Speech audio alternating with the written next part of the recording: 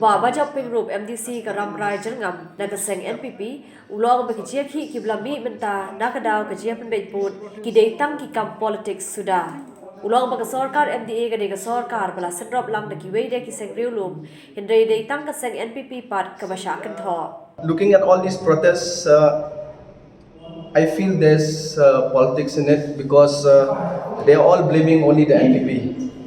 They are all blaming only the NPP, whereas they should remember that all the regional parties are in this committee, especially in West Khasi Hills district.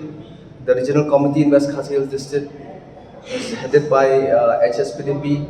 The vice chairman of the committee is headed by UDP, which is an ally in the MDA government. So basically, blaming only the NPP is very wrong. I feel that as a coalition, everybody should support the government in any move which the government is doing for the better good of the state.